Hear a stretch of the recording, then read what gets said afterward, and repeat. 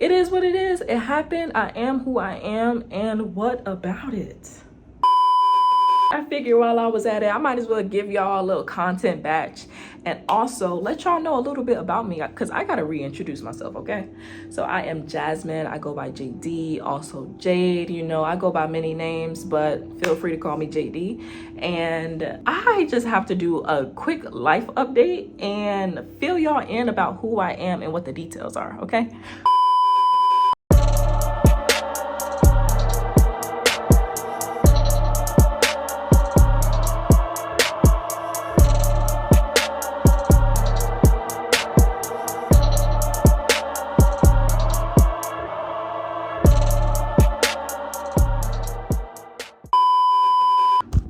So last year I was a stripper and I stopped stripping because I got pregnant and for the first time and I had an abortion. That was a traumatic experience.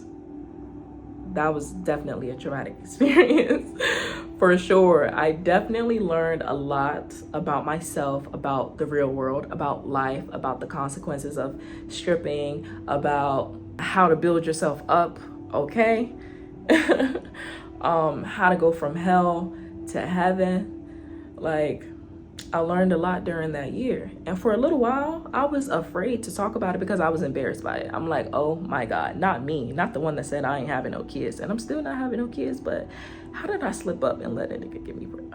We are not even gonna go there. We're not gonna go there. But I was very disappointed in myself for some time until I realized, like, I made the best decision I could have made in that situation, given those circumstances.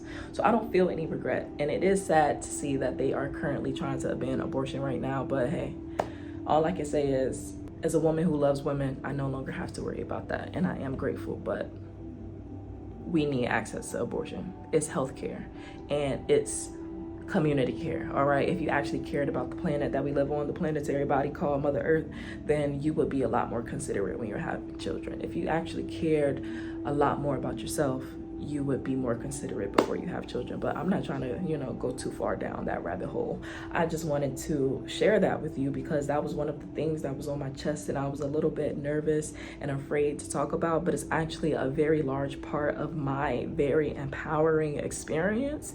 And I know that women go through it as well and they might be afraid to speak up about it, but hey, it is what it is. It happened. I am who I am. And what about it? And what about it? Because I have learned, I learned a wealth of knowledge from that lesson, from that pain. And one thing about me, I'm not going through no pointless pain. That shit gonna mean something, okay? I'm gonna find the meaning in that shit by any means necessary. And that's just me because I'm not just out here suffering for no reason. I know God trying to teach me something. And that's what life is all about. So when you start looking at life as a student to life, looking at how you can learn from a situation, actually understanding that this situation is happening for me, not to me. The difference is when it's happening for you, it's happening for your benefit. When it's happening to you, it's happening to your detriment. So it's like, one, you're in control. The other, you're a victim. Which one are you going to choose? A lot of people choose victimhood. This happened to me. They did this to me. That leaves you powerless. That renders you powerless. So it's like, you really want to reclaim that power? How did I create the opportunity for this to happen? It's really that simple. I realize I've just been overthinking myself to death. But at the same time, I do respect the necessity of the journey because I learned a lot about little along the way. That's a bar, okay? I learned a lot about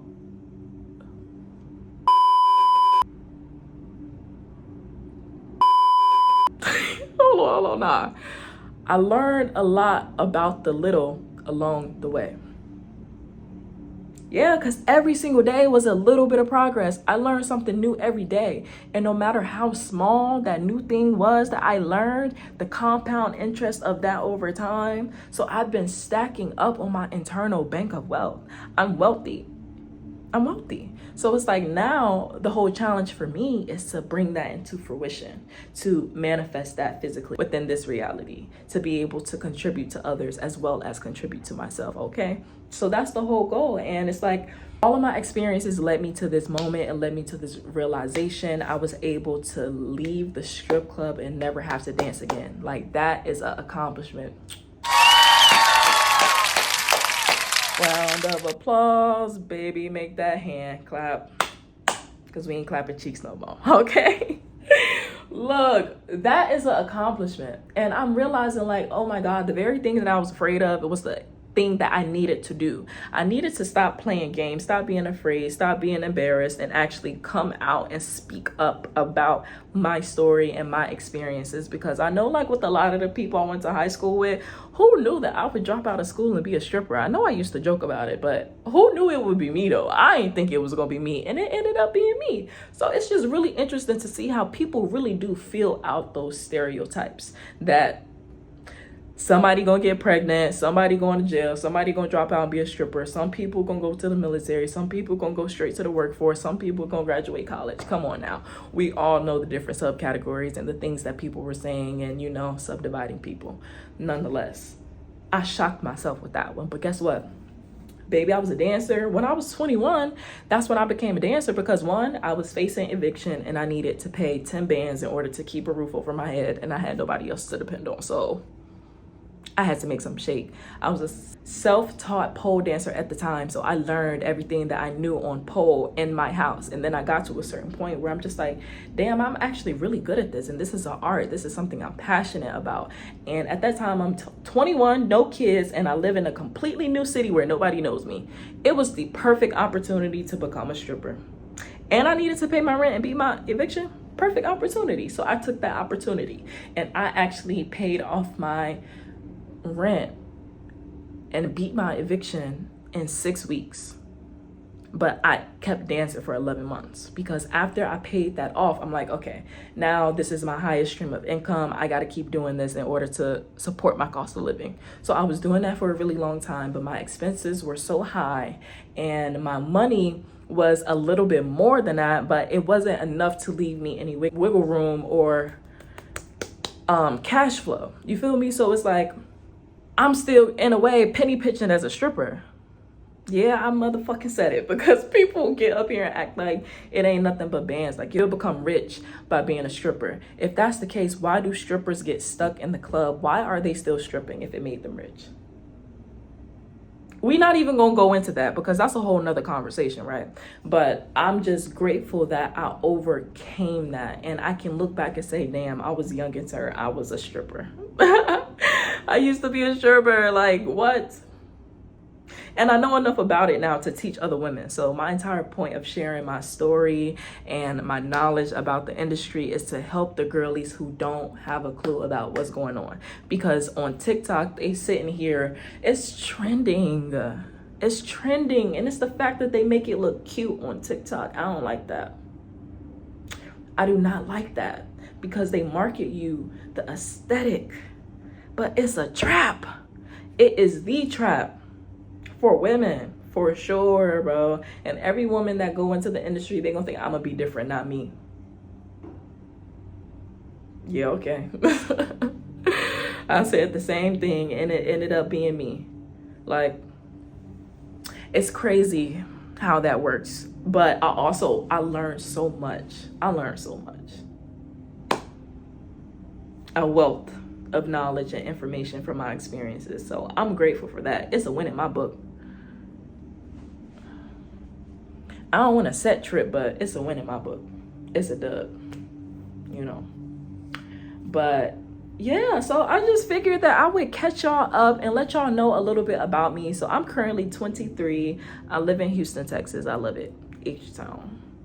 I dropped out of college and moved to Stamford, Connecticut, the New York area when I was 20 years old. And then I got my apartment at 21. And no, I lied.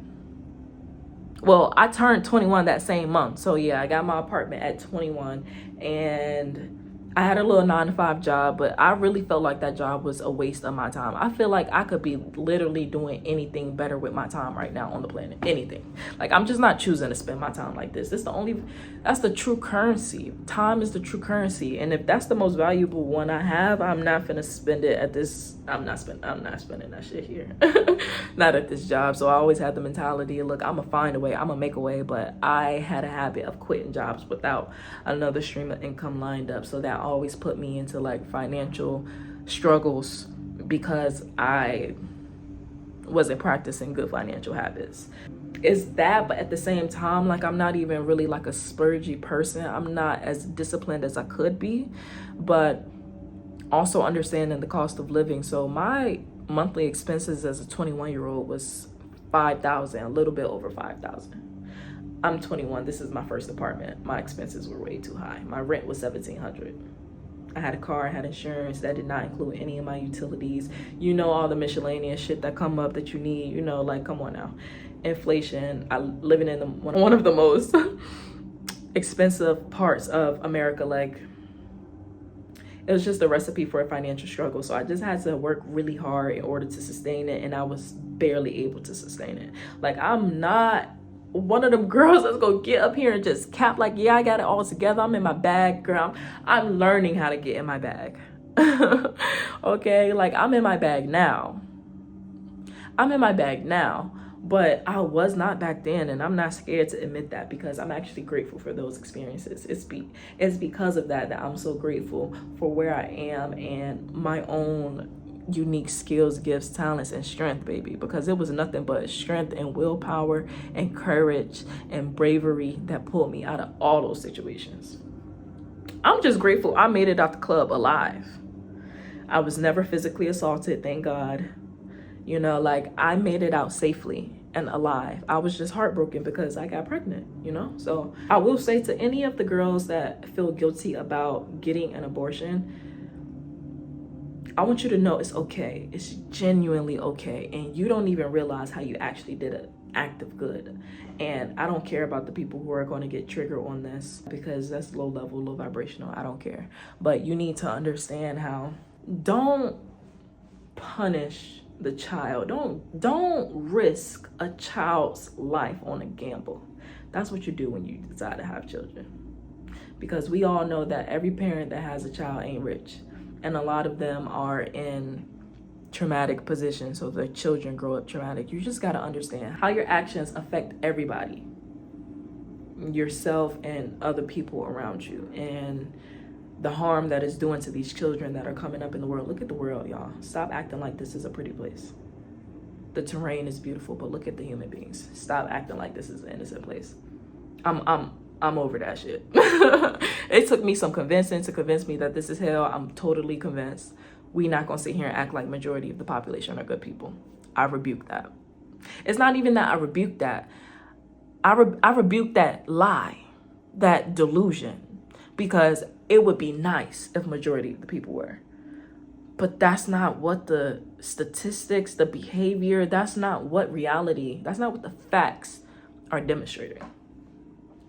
So I just hate when people, not all, not me, everybody is not the exception to the rule, and let people tell it they're not guilty of doing shit. They don't do shit wrong. So it's like, man, live your life. And I recommend listening to Princella the Queenmaker, because she was actually the catalyst that I needed for a deeper understanding of myself, of the world that I live in. And she helped me come to terms with accepting my decision, actually showing me and like helping further the understanding that I made the best decision, because I'm struggling to take care of myself. How the fuck am I going to take care of a child? How am I going to take care of a child? Like, that's going to put an exponential amount of pressure and stress on me. And because I'm stressed out exponentially, it's going to negatively affect the child. We've seen this cycle play out one too many times, and we've all been a part of it. People not growing up in perfect households, baby. So I feel like people not being real. And I'm to a point where I'm fed up with all the fake, and I'm just going to be real, because I don't care what a person got to say to me. It don't It don't matter. You don't know me. You don't know anything about me. And you don't know what it takes to be me. But guess what? I do. And I understand vice versa. I don't know what it takes to be you. But I'm not coming to you. You coming to me. So it's like the low level shit, the low level stuff, the low vibrationals, I have truly risen above it. And I no longer allow it to hold me back. And I feel so free. I feel confident. I like how I feel when I feel confident, how I look, how I speak when I'm confident. I'm secure. I know what I know. I'm not relying on belief. I stand on knowledge, universal laws, and principles. It don't get any more true than that. And once you see, you can't unsee. So I hope you learned something from this. I hope you enjoyed listening to this experience that I have just offered and created for you, because I enjoyed this experience. It felt really good to talk about this. It feels good to be empowered by your experiences, and that nobody can talk down on you. Nobody can gaslight you. Nobody can belittle you. You don't have that power. You don't have that power. You don't have any power over me.